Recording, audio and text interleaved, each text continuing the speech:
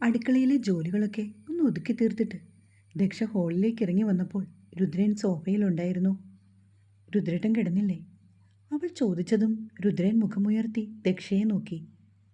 കിടന്നിരുന്നെങ്കിൽ നീ എന്നെ ഇവിടെ കാണുമായിരുന്നോ? അവൻ ദേഷ്യത്തിൽ ചോദിച്ചതും ദക്ഷയുടെ ചുണ്ടുകൾ കോർത്തു. ഇങ്ങേരെന്താ വല്ല അന്യനുമാണോ? എത്ര പെട്ടെന്നാണ് സ്വഭാവം മാറുന്നത്. കഷ്ടം. പിറുപിറുത്തുകൊണ്ട് അവൾ രുദ്രൻ്റെ പിന്നാലെ സ്റ്റെപ്പ് കയറി മുറിയിലേക്ക്. ബെഡ്ഷീറ്റൊക്കെ ഒന്നുകൂടെ ഒന്ന് ശരിയായി അവൾ വിരിച്ചിട്ടപ്പോൾ രുദ്രൻ വാഷ്റൂമിൽ പോയിട്ട് ഇറങ്ങി വന്നു. അവൻ കിടക്കയിലേക്കിരുന്നു. എന്നിട്ട് വളരെ ശ്രദ്ധാപൂർവമാണ് കിടന്നത്. മുറിയിലെ ലൈറ്റ് അണയുന്നതും ദക്ഷ വന്ന് അരികിൽ കിടക്കുന്നതും രുദ്രൻ അറിയുന്നുണ്ട്. സാധാരണ ചുവരിന് അഭിമുഖമായി ചേർന്ന് കിടക്കുന്നവൾ ഇന്ന് രുദ്രൻ്റെ നേർക്ക് തിരിഞ്ഞു വന്നതും അവൻ മുഖം ചെരിച്ച് അവളെ നോക്കി. എന്താ? ഒന്നുമില്ല. നിനക്കെന്നോട് എന്തെങ്കിലും പറയാനുണ്ടോ? ഇല്ല. പിന്നെന്താ ഇങ്ങനെ ഒട്ടി ഒട്ടി കിടക്കുന്നത്? അതിന് ഞാൻ രുദ്രേട്ടൻ്റെ ദേഹത്ത് ടച്ച് ചെയ്തില്ലല്ലോ. ഇങ്ങനെ നീ കിടക്കുകയാണെങ്കിൽ ടച്ച് ചെയ്യും, അതുകൊണ്ട് പറഞ്ഞതേ ഉള്ളൂ. അഥവാ ടച്ച് ചെയ്താൽ എന്താ കുഴപ്പം? ഞാൻ നിങ്ങളുടെ ഭാര്യയല്ലേ. അതിന് മറുപടിയൊന്നും പറയാതെ അവൻ കണ്ണുകൾ അടച്ചു. ചിലപ്പോൾ ടച്ച് ചെയ്യും, ചിലപ്പോൾ ഉമ്മ തരും, ചിലപ്പോൾ കയ്യും കാലും എടുത്ത് രുദ്രേട്ടൻ്റെ ദേഹത്തിടും. അതൊക്കെ എൻ്റെ അപ്പോഴത്തെ സാഹചര്യം പോലെ. ഒന്നും മുൻകൂട്ടി പറയാനാവില്ല കേട്ടോ. ദക്ഷ പറയുന്നത് കേൾക്കുന്നുണ്ടെങ്കിലും രുദ്രൻ കണ്ണു തുറന്നില്ല. ഭാര്യയും ഭർത്താവുമ്പോൾ ഇങ്ങനെയൊക്കെയാണല്ലോ. അതിലെന്നതെങ്കിലും തെറ്റുണ്ടോയെന്ന് എനിക്കറിയില്ല കേട്ടോ. മിണ്ടാതെ കിടന്നുറങ്ങാൻ നോക്കടി. അവൻ ഉച്ചത്തിൽ പറഞ്ഞതും ദക്ഷ ഞെട്ടിപ്പോയി. കൈ വയ്യാണ്ടിരിക്കുന്നതിനാൽ രുദ്രന് ചെരിഞ്ഞു കിടന്നുറങ്ങുവാനും പറ്റില്ല. അഥവാ ചെരിയണമെങ്കിൽ പോലും അത് ദക്ഷയുടെ നേർക്ക് വേണം. അതുകൊണ്ട് അവൻ നേരെ തന്നെയാണ് കിടക്കുന്നത്. പെട്ടെന്നായിരുന്നു അവൻ്റെ വയറിൽ അവൾ ചുറ്റിപ്പിടിച്ചത്. രുദ്രൻ കണ്ണു തുറന്നതും ദക്ഷ അവനെ ഒന്ന് ഇളിച്ചു കാണിച്ചു. എന്നടി? ഒന്നുമില്ല. ഒരു താങ്ക്സ് പറയണമെന്ന് തോന്നി. എന്തിന്? രുദ്രേട്ടൻ വാഷ്റൂമിൽ കയറിയപ്പോൾ ആൽബർട്ട് എന്നൊരാൾ വിളിച്ചു. ഈ പാതിരാത്രിയിൽ അയാൾ എന്തിനാ വിളിക്കുന്നതെന്നോർത്ത് ഞാൻ കോൾ അറ്റൻഡ് ചെയ്തു. അപ്പോൾ അയാൾ പറയുവാ, രുദ്രൻ സാർ ഒറ്റക്കൈ കൊണ്ടാണ് കൊടുത്തതെങ്കിലും അനന്തിന് ടിരിപ്പത് കിട്ടിയെന്ന്. ആരൊക്കെയോ ചേർന്ന് അവനെ ഹോസ്പിറ്റലിൽ കൊണ്ടുപോയിട്ടുണ്ട്. അതിന്? രുദ്രൻ്റെ ശബ്ദം ഉയർന്നു. ഞാനിപ്പോൾ പറഞ്ഞു ഏട്ടൻ വാഷ്റൂമിലാണ്, ഇറങ്ങുമ്പോൾ വിളിക്കാമെന്ന്. അപ്പം അങ്ങനെ എന്നോട് പറയുക, മാഡത്തിനെ സാറിന് ജീവനാണെന്ന്. നാണത്തോടെ അവൾ പറയുന്ന കേട്ട് രുദ്രൻ അനങ്ങാതെ കിടന്നു. ഒപ്പം ആൽബർട്ടിനെ കയ്യിൽ കിട്ടുകയാണെങ്കിൽ ചുട്ടരിക്കാനുള്ള ദേഷ്യവും തോന്നി. എനിക്കറിയാം എന്നെ ഇഷ്ടമാണെന്ന്. പിന്നെന്തിനാ ഈ ജാടാ? കിണുങ്ങാതെ കിടന്ന് ഉറങ്ങാൻ നോക്കടി. രുദ്രൻ പറഞ്ഞു തീരും മുന്നേ അവൻ്റെ നെറുകയിൽ ദക്ഷയുടെ അതിരം പതിഞ്ഞു. ഒപ്പം അവളുടെ ചുടുകണ്ണീർ അവൻ്റെ കവിളിൽ തഴുകിത്തലോടി കടന്നുപോയി. ഞാൻ ക്ലാസ്സിലായിരുന്നപ്പോൾ അമ്മ എന്നോട് വിളിച്ചു പറഞ്ഞിരുന്നു, അവൻ്റെ ആളുകൾ വീട്ടിൽ ചെന്നിട്ട് അച്ഛനോടും അമ്മയോടും ഒരുപാട് വഴക്കുണ്ടാക്കിയെന്ന്. സാരമില്ലെന്ന് പറഞ്ഞ് അമ്മയെ ആശ്വസിപ്പിക്കാൻ മാത്രമേ എനിക്കപ്പോൾ കഴിഞ്ഞുള്ളൂ. അല്ലാണ്ട് എനിക്കെന്തു പറ്റും? ഞാൻ +2 പഠിക്കുമ്പോൾ മുതൽ അവൻ്റെ ശല്യം തുടങ്ങിയതാണ്. എല്ലാ പെൺകുട്ടികളും സ്വന്തം അച്ഛനോടാണ് ഇങ്ങനെയുള്ള കാര്യങ്ങളൊക്കെ പറയുന്നത്. എനിക്കങ്ങനെ ഒരിക്കലും എൻ്റെ അച്ഛനോട് പറയാൻ കഴിഞ്ഞില്ല. കാരണം അച്ഛൻ്റെ കാമുകിയുടെ മകനല്ലേ അയാൾ.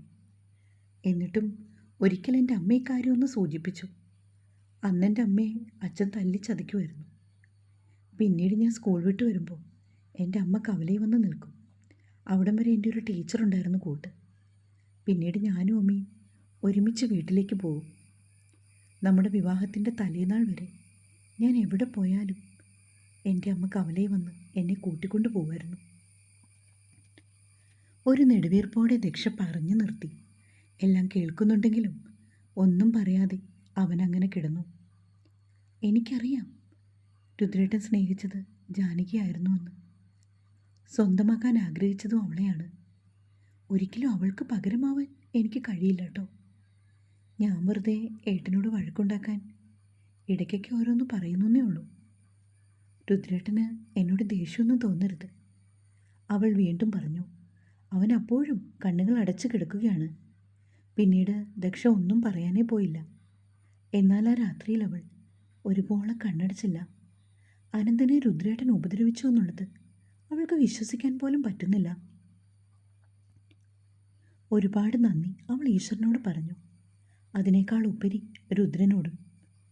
അടുത്ത ദിവസം കാലത്തെ ദക്ഷ എഴുന്നേൽക്കുന്നത് അവളുടെ അമ്മയുടെ ഫോൺ കോൾ വന്നപ്പോഴാണ്. അവൾ ചാടി എഴുന്നേറ്റ് നോക്കിയതും രുദ്രൻ അരികിലുണ്ടായിരുന്നില്ല. പക്ഷേ ദക്ഷ ചെന്നിട്ട് കോൾ അറ്റൻഡ് ചെയ്തു. ഹലോ അമ്മേ, ആ മോളെ നീ എഴുന്നേറ്റില്ലേ? ഇല്ലമ്മേ, എണീറ്റ് വരുന്നതേ ഉള്ളൂ. ഇന്നിത്തിരി ലേറ്റായിപ്പോയി. നേരം 7 മണിയായി കുട്ടി. അമ്മ വെറുതെ വിളിച്ചതാണോ? അല്ല മോളെ, ഞാനൊരു സന്തോഷ വാർത്ത പറയാൻ വിളിച്ചതാ. എന്തമ്മേ? അത് പിന്നെ മോളെ, നമ്മുടെ തെക്കേലെ രാധേച്ചി ഇപ്പോൾ പാലായിട്ട് വന്നു. അവർ പറയുവാ, കഴിഞ്ഞ ദിവസം രാത്രിയിലേ ആനന്ദിനെയും അവൻ്റെ കൂട്ടാളികളെയും ആരോ ഒന്ന് തല്ലിച്ചതച്ചിട്ട് പോയെന്ന്. അവരെങ്ങനെ അറിഞ്ഞു? രാധേച്ചിയുടെ മകൻ പത്രം ഇടാൻ പോയപ്പോൾ ആരോ പറഞ്ഞറിഞ്ഞതാണത്രേ. ദക്ഷ ഒരു ഒഴുക്കൻ മട്ടിലൊന്ന് മൂളി. അമ്മയ്ക്ക് സമാധാനമായി മോളെ.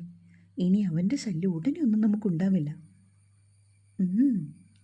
എന്നാലും അതാരാണ് അവനെ ഉപദ്രവിച്ചത്?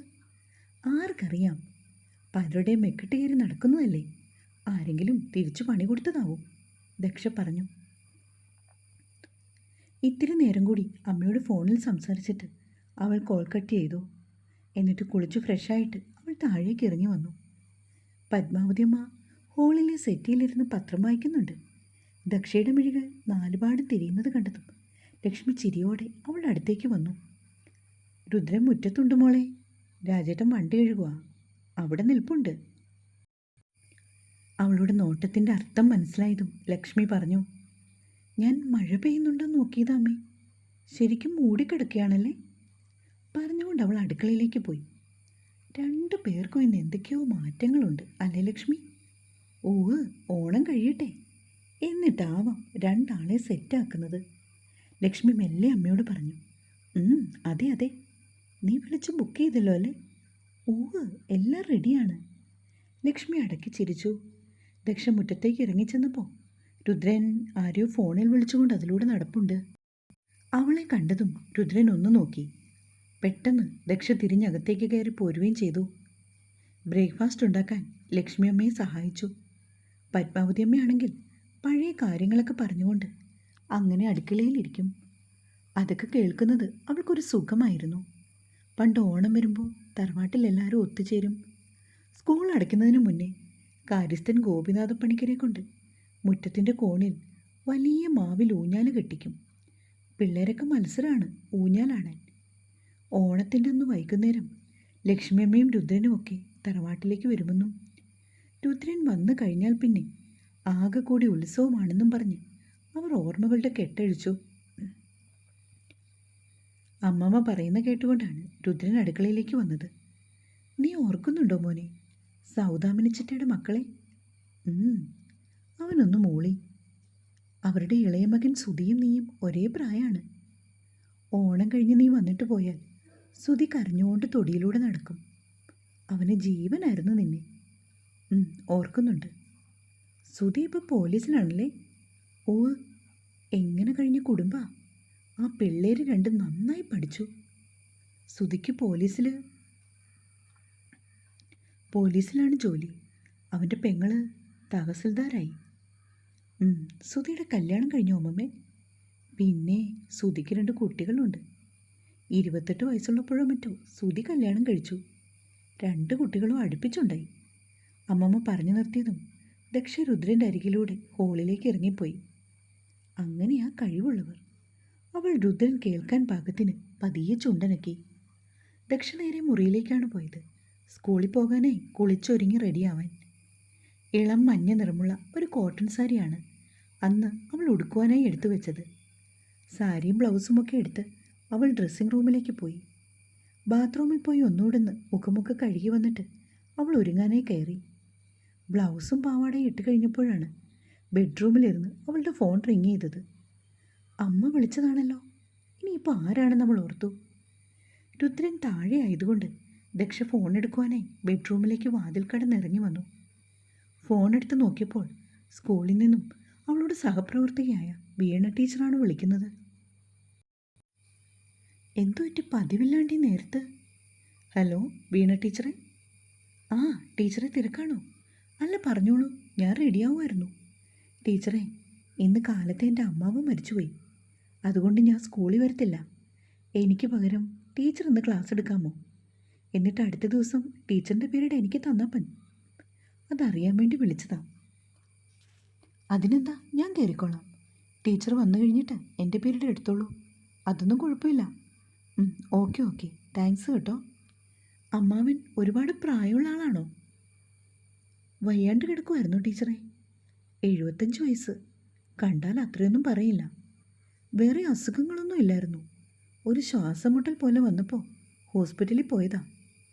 ECG എടുത്തപ്പോൾ വേരിയേഷനുണ്ട്. ഒരു ദിവസം അവർ ICUവിലിട്ടു. പക്ഷെ രാത്രിയിൽ അറ്റാക്ക് വന്നതാണ്. കഷ്ടം.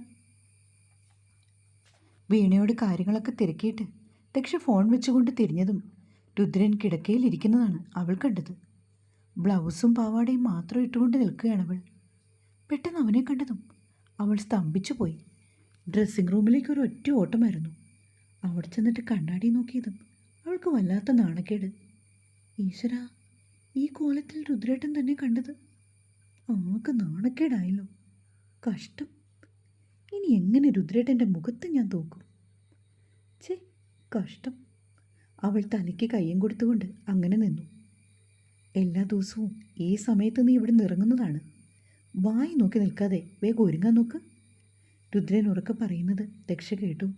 പെട്ടെന്ന് തന്നെ അവൾ സാരിയെടുത്ത് ഞൊറിഞ്ഞെടുത്തു. വാതിൽ കിടന്ന് ആദ്യം തല മെല്ലെ പുറത്തേക്കിട്ടപ്പോൾ രുദ്രൻ ഒരു ടീഷർട്ട് ഇടാൻ ശ്രമിക്കുകയാണ്. കൈ വയ്യാത്തതുകൊണ്ട് അവൻ ഇത്തിരി ബുദ്ധിമുട്ടിയാണ് ഷർട്ടിടുന്നത്. തലവഴി ഇട്ടിട്ട് അവനത് മുഖത്തു നിന്നും താഴോട്ട് ഇറക്കുകയാണ്. പെട്ടെന്ന് അവൻ്റെ അരികിലേക്ക് ചെന്നിട്ട് ദക്ഷ അവനെ ഷർട്ടിടുവിക്കാൻ സഹായിച്ചു. ഞാൻ ചെയ്തോളാം, നീ വേഗം റെഡിയായാൽ മതി, അവൻ ഗൗരവത്തിൽ പറഞ്ഞു. ഞാൻ ഒരുങ്ങിക്കഴിഞ്ഞു. ആ, എങ്കിൽ ഇറങ്ങാൻ നോക്ക്. താഴെ രാജേട്ടൻ വെയിറ്റ് ചെയ്യുന്നുണ്ട്. അവൾ തലകുലുക്കി. വൈകുന്നേരം രാജേട്ടനെ കണ്ടില്ലെങ്കിൽ നീ ബസ്സിന് പോരണം കേട്ടോ. ഞാനിന്ന് ഹൈദരാബാദിന് പോകും. 2 ദിവസം കഴിഞ്ഞ് മടങ്ങി വരും. എന്തെങ്കിലും ആവശ്യമുണ്ടെങ്കിൽ രാജേട്ടനോട് പറഞ്ഞാൽ മതി. രുദ്രൻ പറയുന്നു കേട്ടതും ദക്ഷയ്ക്ക് സങ്കടമായി. അവളുടെ ഭാഗത്തു നിന്നും മറുപടി ഇല്ലാതെ വന്നപ്പോൾ രുദ്രൻ അവളെ നോക്കി. രുദ്രേട്ടാ, പോണോന്നേ? പകരം വേറെ ആരെങ്കിലും അയച്ചാൽ മതിയോ? സങ്കടത്തോടെ അവൾ രുദ്രനോട് ചോദിച്ചു. എനിക്ക് വിശക്കുമ്പോൾ ഞാനല്ലേ ഭക്ഷണം കഴിക്കേണ്ടത്? പകരം നീ കഴിച്ചാൽ എൻ്റെ വയറ് നിറയും. അവളെ ഒന്ന് നോക്കിയ ശേഷം ഫോണും എടുത്തുകൊണ്ട് രുദ്രൻ പുറത്തേക്ക് നടന്നു. പെട്ടെന്ന് എന്തോ ഓർത്തതുപോലെ ദക്ഷ അവൻ്റെ അരികിലേക്ക് ഓടിച്ചെന്നു. എന്താ? അവൻ ചോദിച്ചതും ദക്ഷ രുദ്രൻ്റെ വലങ്കൈ കവർന്നു. എന്നിട്ട് അവൻ്റെ കയ്യിൽ ഒരു ഉമ്മ കൊടുത്തു.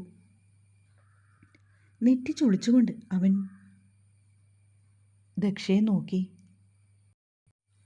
ഭട്ടതിരിപ്പാട് പറഞ്ഞതുപോലെ അഥവാ ഞാൻ മരിച്ചു പോവുകയാണെങ്കിലോ? രുദ്രേട്ടനൊരു ഉമ്മ തരണമെന്ന് എൻ്റെ വലിയൊരു ആഗ്രഹമായിരുന്നു. അതുകൊണ്ടാ നീ. മറ്റൊന്നും ഓർക്കില്ലേ? എൻ്റെ ചിന്ന ആഗ്രഹമല്ലേ? അതാണ്. ഒന്നുയർന്നു പൊങ്ങി അവൻ്റെ നെറുകയിലും ഒരു മുത്തം കൊടുത്തു. പോയേക്കാം, നേരം വൈകി. രുദ്രൻ്റെ പിന്നാലെ ദക്ഷയും സ്റ്റെപ്സ് ഇറങ്ങി താഴേക്ക് പോയി. തുടരും. കഥ വായിച്ചിട്ട് ദയവേത് നിങ്ങളുടെ അഭിപ്രായം പറയണം കേട്ടോ.